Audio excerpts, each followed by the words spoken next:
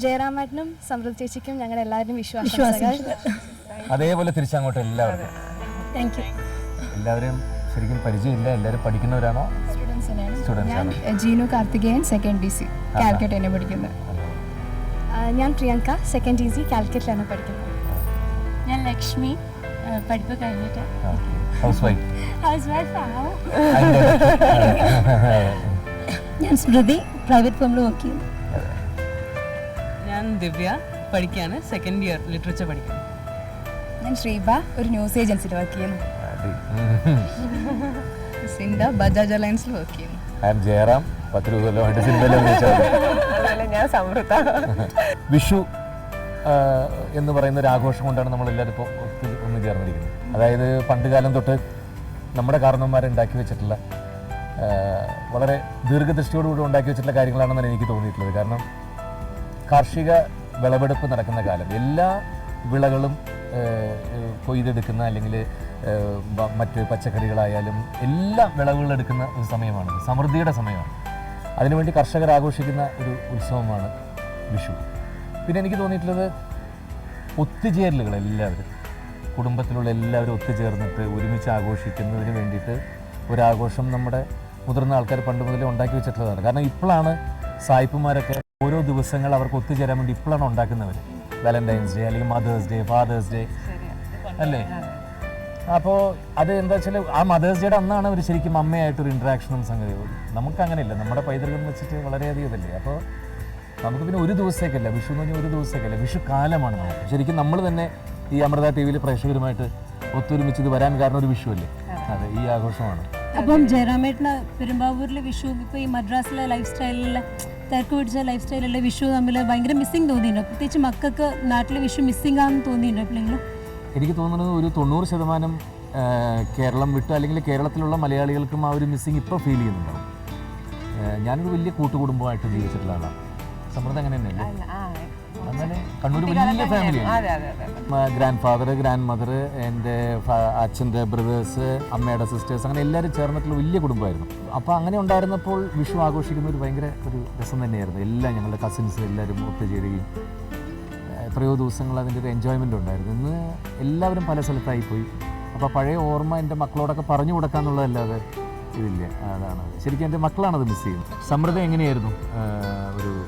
എനിക്ക് പണ്ടും ഇന്നും എൻ്റെ ആഘോഷങ്ങളിൽ വലിയ വ്യത്യാസമൊന്നും വന്നിട്ടില്ല.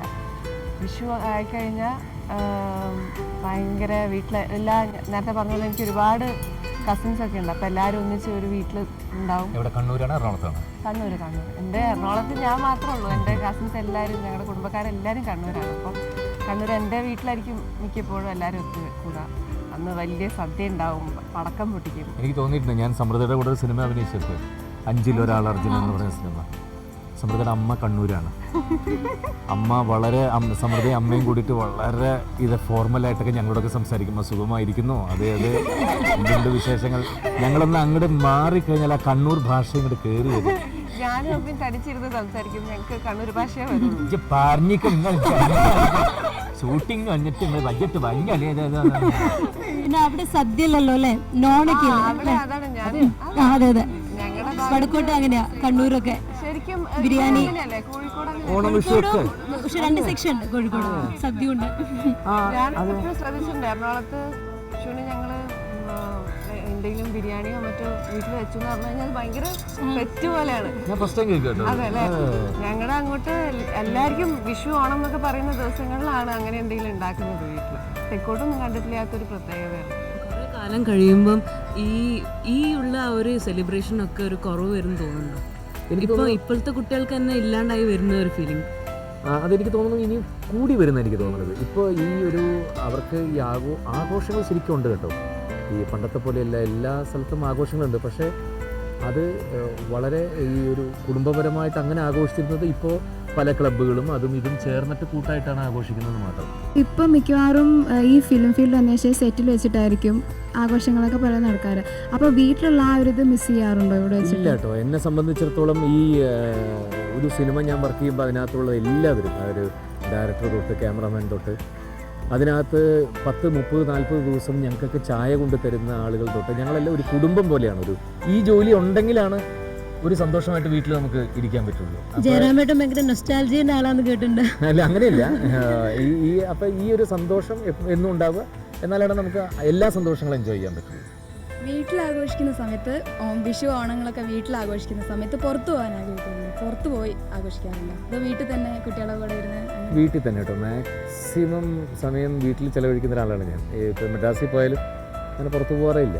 ഇതുവരെ കിട്ടിയ ഏറ്റവും സന്തോഷം തന്നൊരു കൈനീട്ടം? ആദ്യ സംവിധായകനായിരുന്ന പത്മരാജൻ സാറ് അദ്ദേഹത്തിൻ്റെ ഐശ്വര്യ അപ്പാർട്ട്മെൻറ്റ്സ് എന്ന് പറഞ്ഞ ട്രിവാൻഡ്രത്തെ ഫ്ലാറ്റിൽ വെച്ച് ഒരു ഗണപതിയുടെ, അത് അവിടെ വലിയൊരു ഗണപതി വിഗ്രഹമുണ്ട്, അതിൻ്റെ മുമ്പിൽ വെച്ചിട്ട് 1,001 രൂപ ആദ്യമായിട്ട് എനിക്ക് എടുത്തു തന്നൊരു ഇതുണ്ടായിരുന്നു. അതെനിക്ക് തോന്നുന്നത് എൻ്റെ ജീവിതത്തിൽ മറക്കാൻ പറ്റാത്ത ഒരു. സമൃദ്ധിക്ക് എന്താണ് ഫസ്റ്റ് ഒരു കൈനീട്ടം നല്ല ഇതേപോലെ ഓർമ്മയുള്ളത്? എൻ്റെ ഓർമ്മ വെച്ച നാൾ മുതൽ വിഷു എന്ന് പറഞ്ഞു കഴിഞ്ഞാൽ കൈനീട്ടം കിട്ടുക എന്നുള്ളതാണ്. ഇപ്പം വിഷു എന്ന് പറഞ്ഞു കഴിഞ്ഞാൽ കുറച്ച് പൈസ കിട്ടുമല്ലോ എന്നുള്ളൊരു സന്തോഷമാണ് ആദ്യം മനസ്സിൽ വരിക.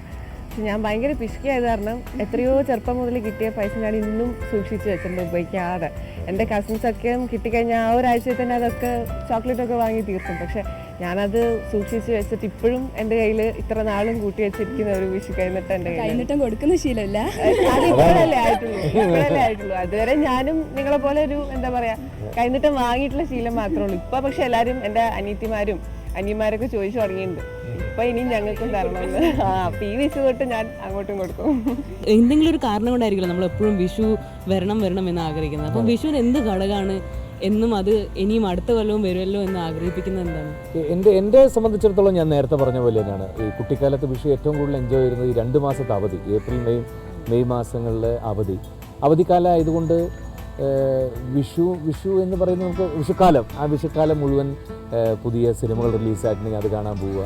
വിഷുക്കാലത്താണ് ഈ 2 മാസം അവധിക്കാലത്ത് സർക്കസുകളോ അല്ലെങ്കിൽ നാട്ടിൽ വരുന്ന എന്തെങ്കിലും അങ്ങനെയുള്ള കലാപരിപാടികൾ വരിക, അല്ലെങ്കിൽ ക്ഷേത്രങ്ങളിൽ ഉത്സവങ്ങൾ വരിക. അപ്പോൾ ആ കാലത്ത് വിഷു സമയത്തായിരിക്കും ഈ ആനയുടെ പുറകെയുള്ള നടത്തവും അതും അതെ ഇതിനൊക്കെ സമയം കിട്ടുന്നത് ഈ 2 മാസമാണ്. അതുകൊണ്ട് എന്നും നല്ല ഓർമ്മകളാണ് വിഷു എനിക്ക് ഉണ്ടാക്കി.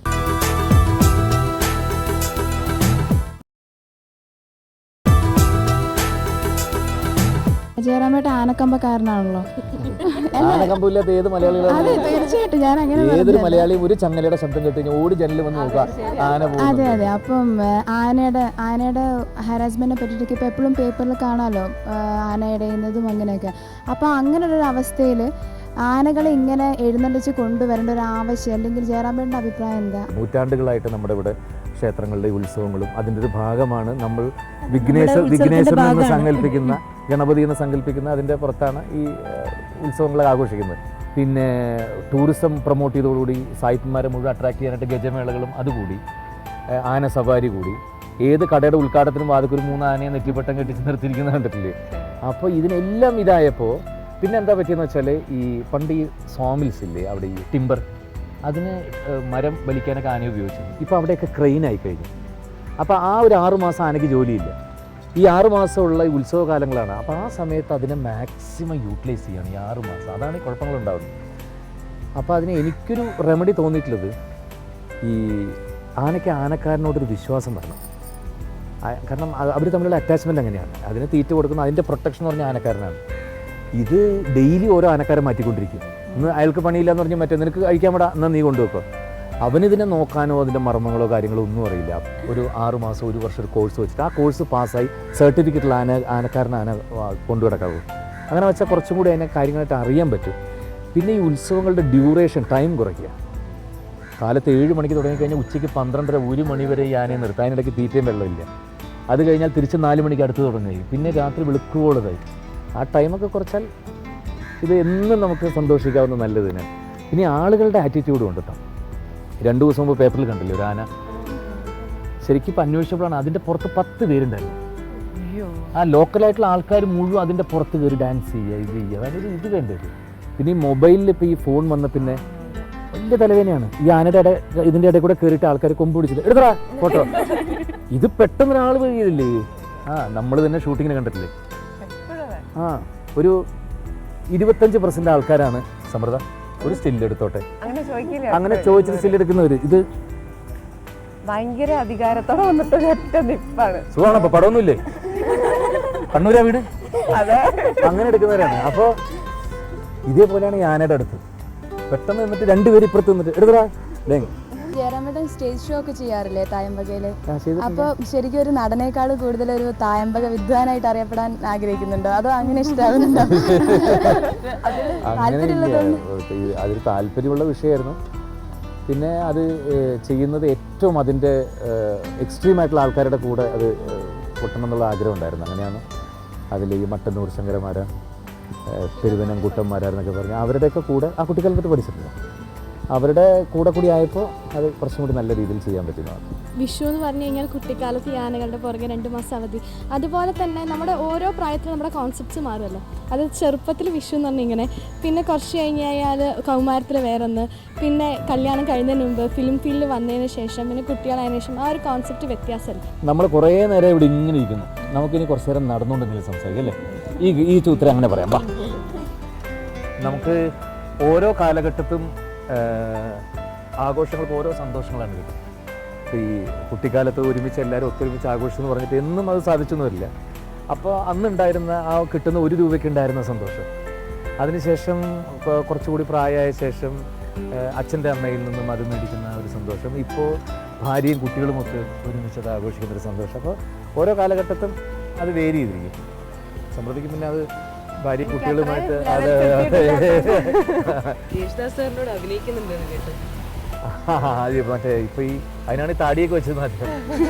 അതെ, അത് ഞാൻ കേട്ടിട്ടുണ്ട്. അതായത് പണ്ട് യേശുദാസ് പാടുമ്പം അതിന്റെ അനൗൺസർ ആയിട്ട് നിന്നിരുന്നായിരുന്നു ജയറാമേട്ടൻ. അപ്പം ഇത്ര കാലത്തിന് ശേഷം ഇങ്ങനെ ഒരുമിച്ച് അഭിനയിക്കുമ്പോൾ ഉണ്ടാവുന്നൊരു ഫീലിംഗ് ഇല്ലേ? ആ ഒരു ഡിഫറൻസ് അന്നത്തതും ഇന്നത്തെ ഒരു അവസ്ഥയും ഒരുമിച്ച് അഭിനയിക്കുന്നു.